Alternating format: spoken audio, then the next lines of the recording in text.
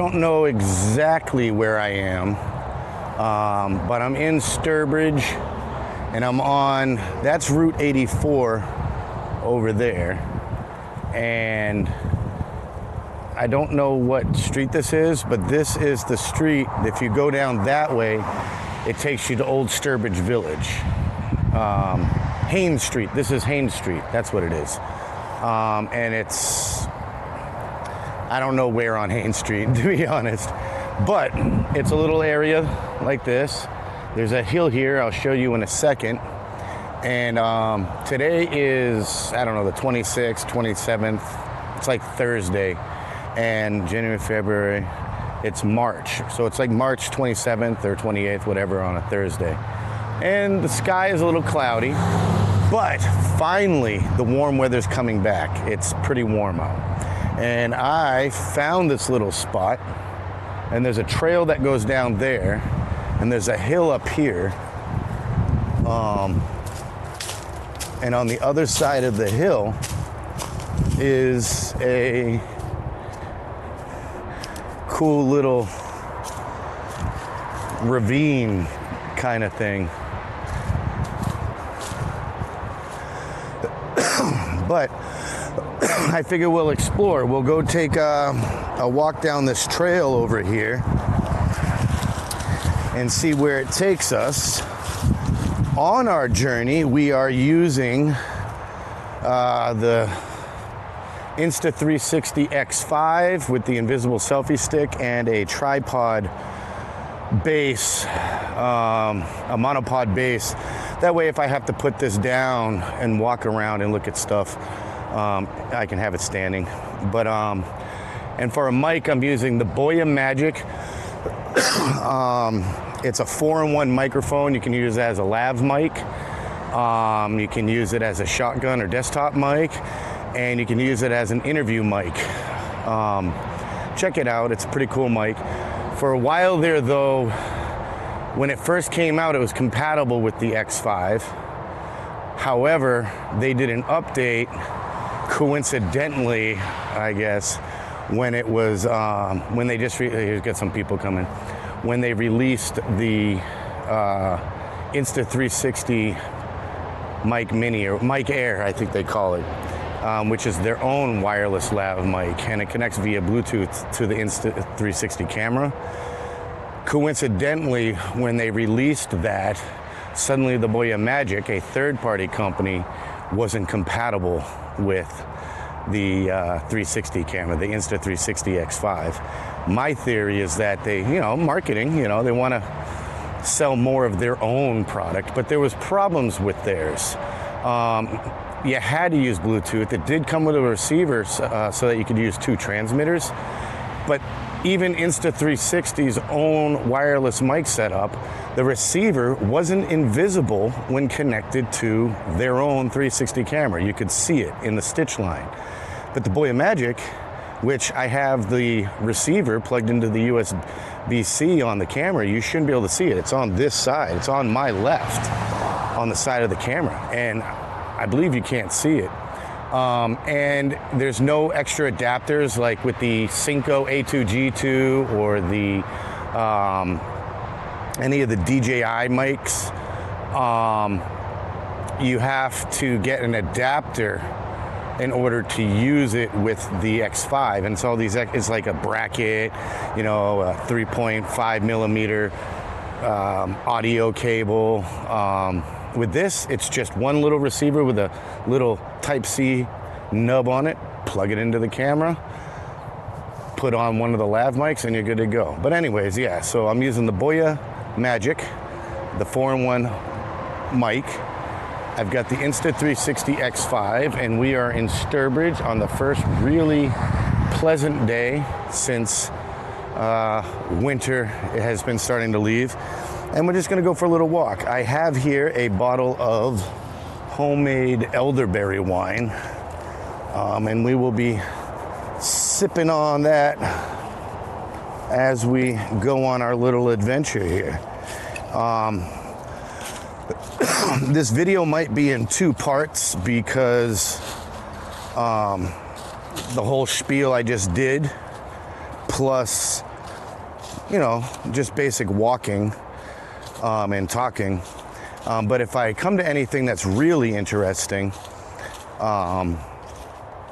I'll put up a part 2 and continue the saga in a separate video. The reason is when I'm out here traveling around, walking around, yes, I have a laptop and stuff, but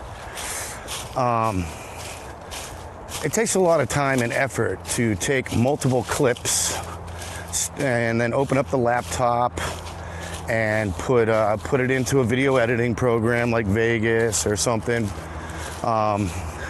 render it out, then upload it. When I'm on the go like this, I prefer to just be able to take the video, and on my phone I have a Pixel 8 Pro or something like that, and be able to just, I don't know, export it right from there and upload it. Plus, most of my videos, I want them to be more real, more raw, more honest. So I don't necessarily want to do flashy intros. And, you know, down the line, I'll put more production value into the videos where there'll be labels that pop up on the screen, you know, just like you would in a regular video.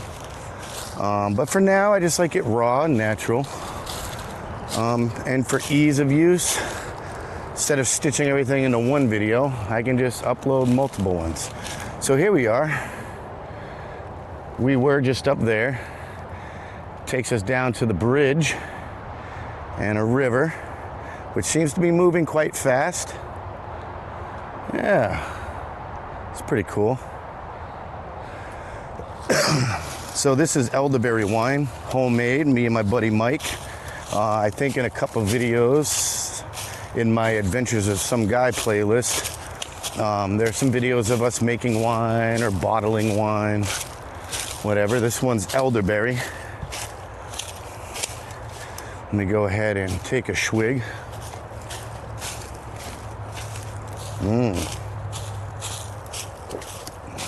That's tasty. Now, I did see some trail markers, but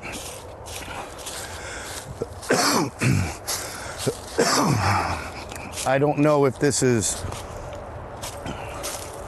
like a legit trail or just something that some people go down when they walk their dog or something.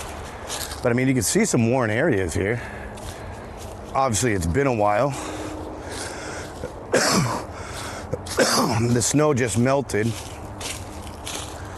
So some of this is either remains of a trail from last year or previous years, or they're an animal run. Check this out. What is this? Oh, it looks like maybe it's the hood of like a lawnmower or something.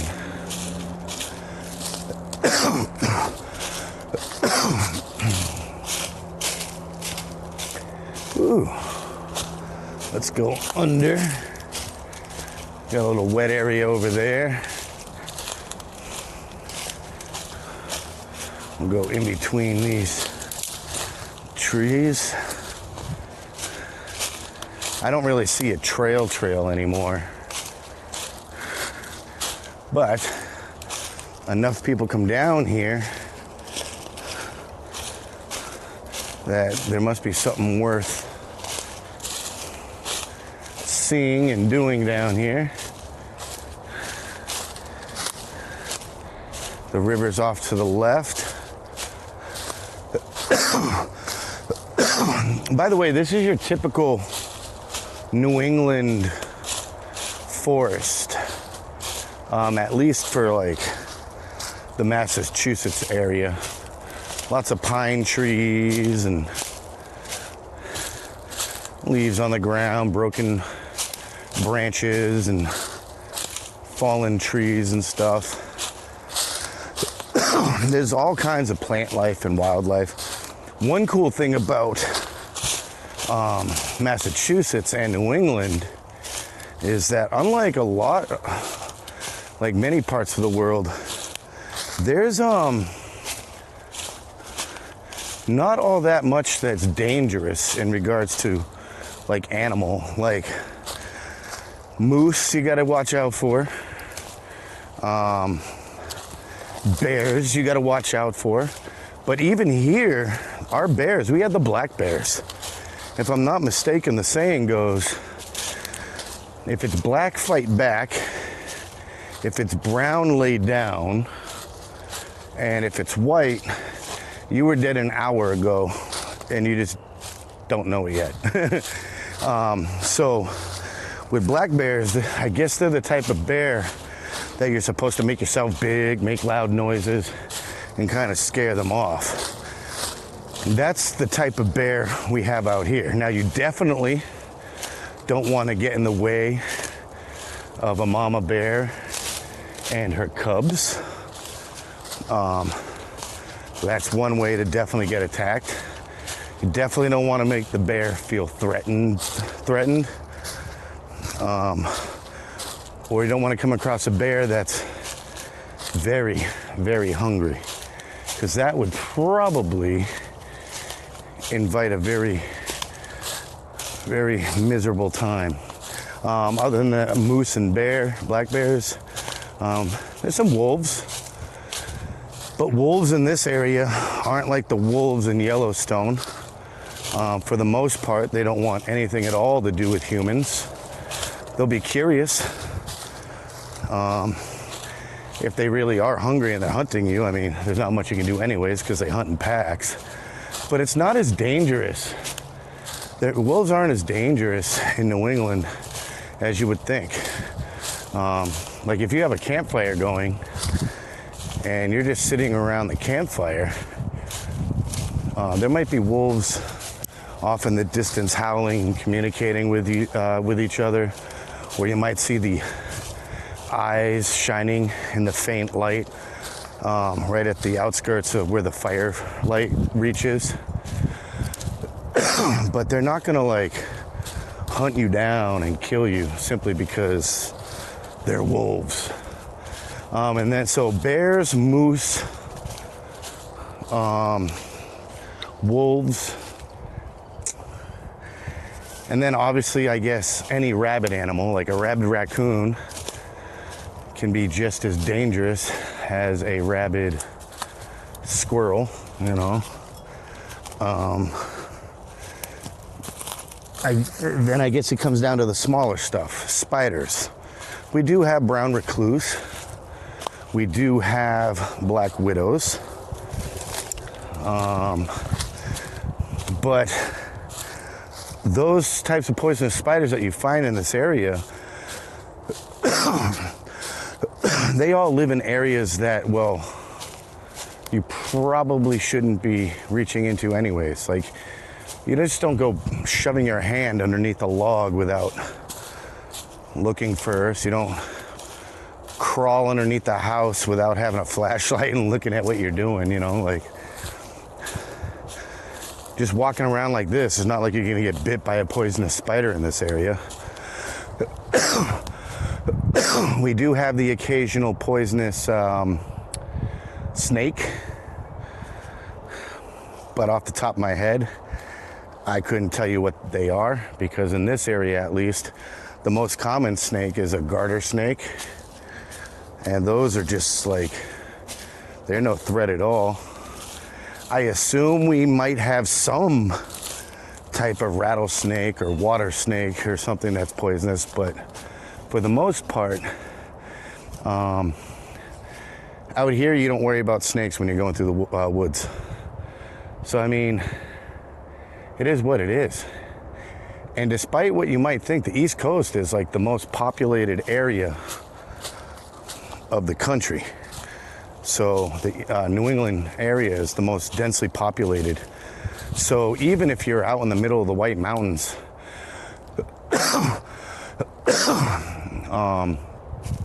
you're never more than like 10, 15 miles from some type of civilization. Like there's no area in this part of the country where you're out there and there's nothing for hundreds of miles. It's not really like that out here. Now we do have I would say the most dangerous thing about the wilds of New England is the weather. I mean, you got Mount Washington, which is only 6,900 feet or something like that, as opposed to Mount Everest and K2 and stuff, which are like 26,000 or 29,000. Mount Washington is a relatively small mountain and kind of considered a hill in the big, you know, the big picture of mountains. But it's the largest mountain in New England. But they are known for having some of the most dangerous weather, even worse than Everest. It could be a day just like this on Mount Washington, and then suddenly the weather just goes like in an instant. It just changes. So weather, exposure to the elements, I would say would be the number one danger when it comes to the nature aspect of New England. And only secondly, is it animals, insects, spiders, things like that. We do have a big tick problem here in New England. There's always lots of ticks. You can get Lyme disease from them. But for the most part, as long as you're prepared clothes-wise, basic survival tool-wise, like knife, some form of lighter, matches, a tarp, you know, just the basics, you could survive in the wilderness out here. Because like I said, worst case scenario, for the most part, you're never more than 15, 20 miles from the nearest town, village, city, whatever. So it's different than if you're in Alaska.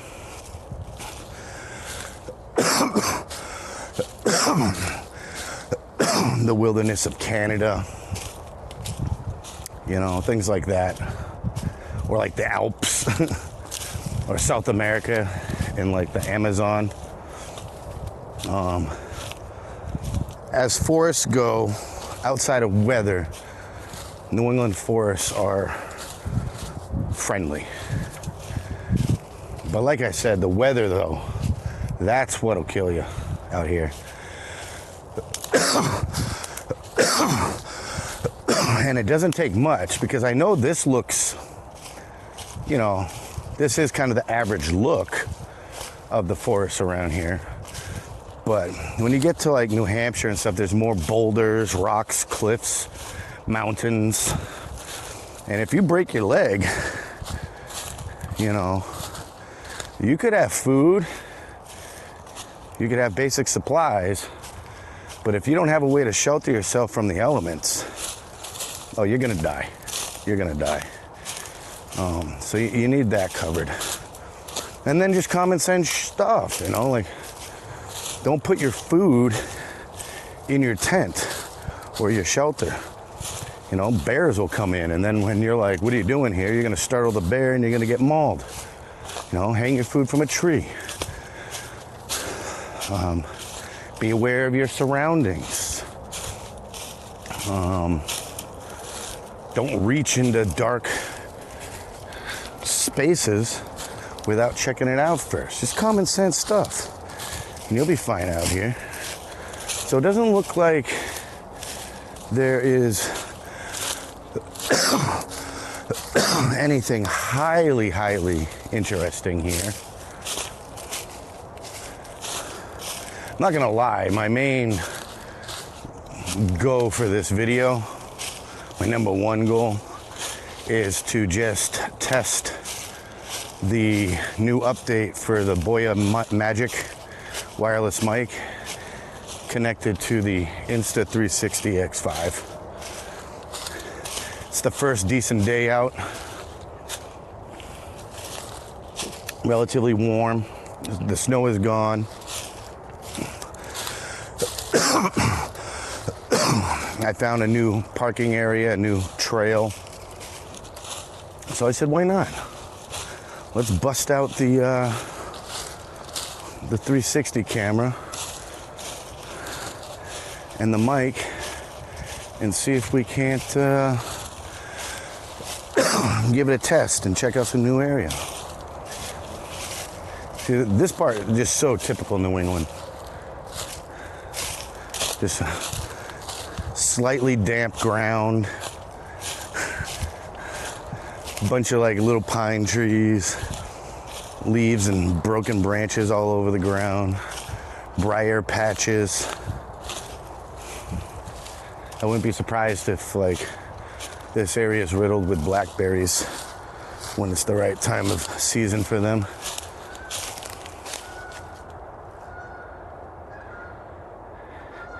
Got some Canadian geese. They're coming back after they migrated for the winter. Yeah. Yeah. So this is quite nice. Nice, pleasant little walk. First walk since last since last fall, really, because I don't do as much exploring in the winter. Not because I can't handle the cold, but there's a lot more effort involved when you go exploring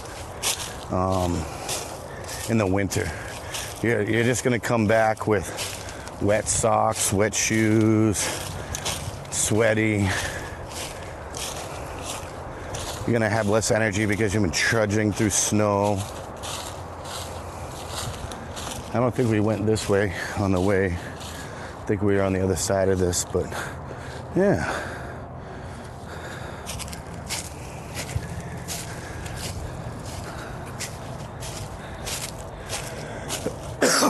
I guess we'll travel down this way.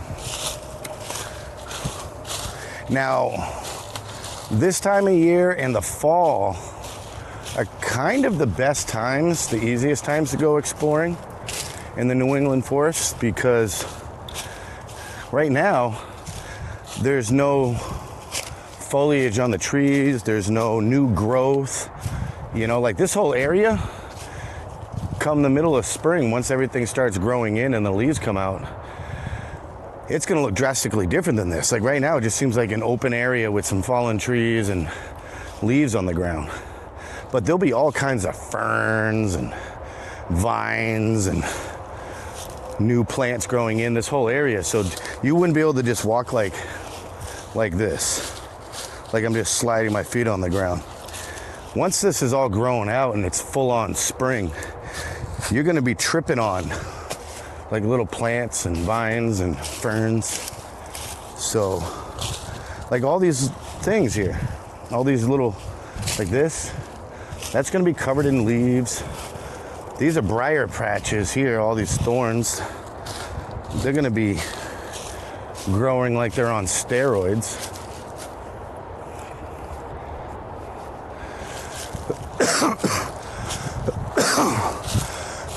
So in the spring before all of it, and in the fall,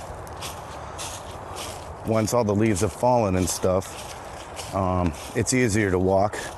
Plus, New England can have some really, really hot summers. That's the thing about New England. It's like the only area that I've been to, I've been all over the country. Not all over the world, but you know, I've seen videos and documentaries and stuff, so I don't know for sure. But as far as I'm aware, New England is the only place in the world that has 4 distinct, and I mean distinct, seasons. Like when it's fall, it's fall. When it's winter, oh boy, is it winter. I mean, it can get colder than a lot of places in the world. We can get more snow sometimes. Winters can be brutal. It's not just a light dusting here and there. Like when winter comes, it is 1000% winter. And the summer is 1000% summer. You got humidity. It can be hot, like over 100 degrees with the sun just beating down. And because there's all these rivers and lakes, all that water evaporating into the atmosphere, and therefore making everything really humid. And spring is 1000% spring, like beautiful 75-degree day, birds singing for the first time. I'm going to put this down and have a smoke.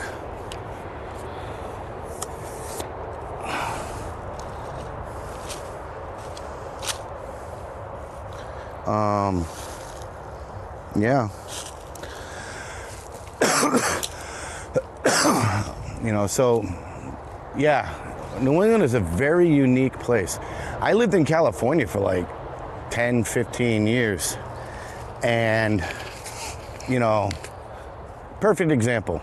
In Southern California, in Venice Beach, LA, the sun sets, and because of like the California smog and all that, the LA smog, it's always this beautiful sunset. Now, if you've never been there and you're a tourist and you're sitting down on a restaurant patio overlooking the beach and the sun sets and there's just this beautiful orange and reds and yellows and, oh man, such a beautiful sunset.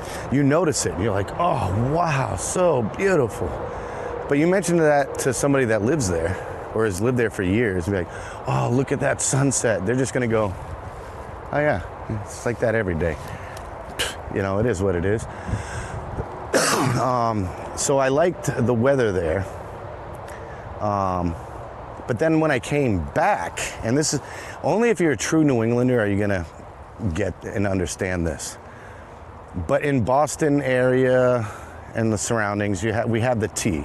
We have these like public trains. And as your train is on the tracks, so you get the red line, the green line, the blue line. A lot of cities have a train. Now, off to the side of the tracks, there's houses up on hills, like their backyard. You can always see the houses, these like double and triple decker houses, and there's a fence, and most of the time the fence is falling down, you know, whatever. And then it slopes down towards the tracks. So when you're looking out the train window, you see a slope with fallen fences and houses, you know, the backyards of the houses on both sides. And there's always like trash or graffiti, washer machines that were just tossed and all kinds of stuff. And so after living in LA for so many years, when I came back, I was on the T and I was coming into Boston and I looked out the window, and this was in the fall, mind you, so there was foliage, the leaves were like an orange and a red and stuff. And I looked out the train window and I saw the slopes down to the tracks, the trash, the graffiti, the fallen fences, the double and triple decker houses, you know. And there was something about it that was like, man, I miss this, you know? Like, there's sometimes, even if it's like trash in the backyard on a train track, there's something about New England where you really love it, or you've taken it for granted and you kind of just like grown immune to its effect. But once you leave, if you grew up in New England, like in Massachusetts, you know, and stuff, and then you move somewhere for a decade, then you come back and not only stay for a little while, but stay for each season. The first time you've experienced a New England fall in 10 years, the first time you've experienced a New England winter in 10 years, the first time you've experienced a New England summer or spring in 10 years. And each time the seasons change, no matter where you are, you can be in downtown Boston or in the suburbs of like Natick or Sherborne or Dover. There's something about New England that just, it's magical, you know? But yeah.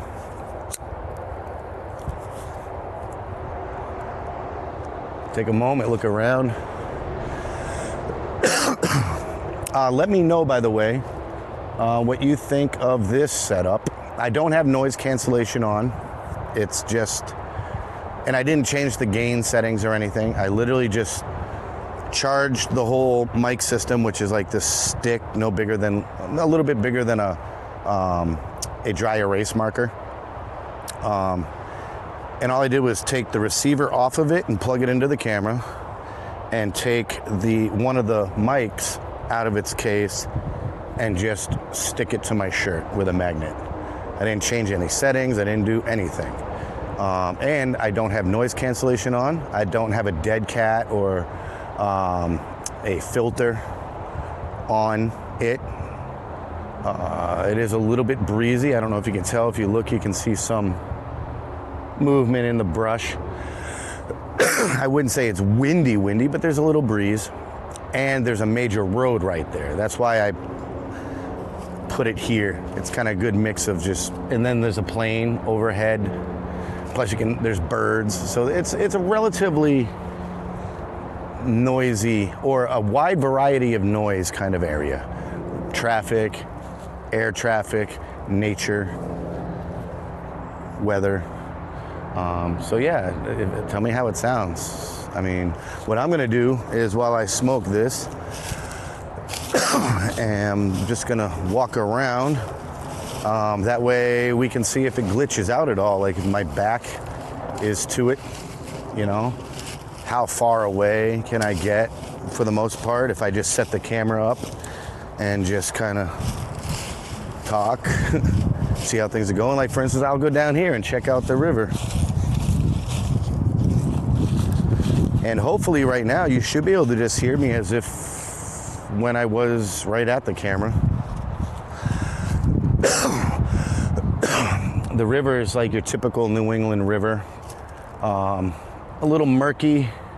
There's a lot of iron, so the riverbed is usually pebbly, rocky, with an orangey, reddish color. Sometimes a lot of mush, you know, like muck leaves that are decayed on the bottom, you know, things like that.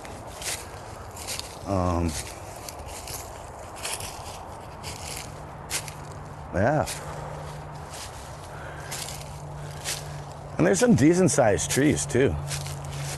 Like, look how thick and tall that pine tree is right there. Yeah. And this one that fell, I assume that was on that. Now these are nowhere near like redwoods and things like that. But it's probably your standard average tree height in a New England forest. I would definitely say so. Yeah. I don't know if you can see it, but there's a bobber for fishing on the branch over there. So I guess this trail that comes down here, since the trails we took look like they might have been hunting. There's hunting around here at, you know, during certain seasons. Could just be a hunting trail, animal run, or it could just be where people go. They've been driving, they pull over and they let their dog kind of like do its business, or they come here for fishing. Now, if they come here for fishing, they're not coming here to eat it. I mean, you got a main road here. You also have the Mass Pike, which is like the main turnpike in Massachusetts. It runs through this area a little bit further upriver. I believe down there somewhere there's a train trestle. So, I mean, you can't drink this. I wouldn't even drink this if I boiled it, unless it was the apocalypse and like this was the only water source. Yeah, you could probably boil the hell out of it and drink it. You would definitely want to check upriver, check on both sides along the way, a little distance up, to make sure there's no like half decayed raccoon submerged in the water, because you know, you don't want to get sick from that. But for the most part, yeah, technically you could boil the hell out of this water and drink it, but I wouldn't eat fish from this as a casual, hey, let's just go to that spot in Sturbridge and do some fishing. They're just doing it for the sport. And I can't imagine there'd be anything big in here. And there's lakes. Like New England's full of lakes, rivers. In some of my videos, I take you to some of them. You know, you got the ocean in New England, you got the mountains, you got valleys. Every kind of nature you could think of, you got in New England. Desert, I wouldn't say there's a desert region in New England, but I'm like 99% sure that somewhere in New England, there happens to be an area of a significant size that has minimal foliage. Like I'm sure there's some mountain areas that probably there's no real trees growing, it's just exposed rock for several miles, but not full on desert like the Sahara or Death Valley. But anyways, yeah, I think we'll call it for the video. This was the first official Nice Day video of the year. There'll be many more to come. I'm some guy, and every video on this channel is in 360, and my motto for this channel, you know, to be just some guy, like raw, real, minimal editing, unless it's needed for the production. I got a few playlists you might want to check out. I've got The Adventures of Some Guy, and those are videos where I'm just kind of doing something or talking about something. There's a Places playlist where I go to places like Timber Point in Maine, or the Trolley Museum, you know, places of interest, and I do like a little tour of it. There's a tech playlist. I think there's only one video in it right now, where I test products. There's experiences, where I set the camera kind of like how it is right now. I set it up in a particular area, and I'm not talking or anything. In fact, most of them you're not going to even see me, and it just captures the ambiance of the area. So if you have a VR headset, you can just experience that in VR. And then there's aerial photos or 360 photos where I take 360 photos from up in the sky, or just regular 360 photos, like a video, but I just put it on a video track, so it's the photo shows for several minutes. A little tips and tricks, by the way, with this. If you watch my videos on a VR headset or on a device or whatever, you can always pause the video and you can still look around or swipe the screen around. It's not like, oh, you pause the video and now it just stays in that two-dimensional direction. If I'm talking about something and you notice something and I'm walking by it, you can always just pause the video and I'll be like, oh. And you can look around and you can look over there. And then when you're done seeing whatever that was, you can hit play again and the video will continue. But yeah, the whole point of this channel is just to show you the life of some guy in a real, raw format. Just babbling, minimal editing, experiencing moments in the moment. None of that like standing next to a rented Lamborghini and flashing money and being like, whoa, yeah, you know. And then in real life, it's like, I don't own the car. That wasn't my money, you know. TikTok kind of stuff. Just real moments, you know. So anyways, that'll do it for this video. And I'll see you on the next one.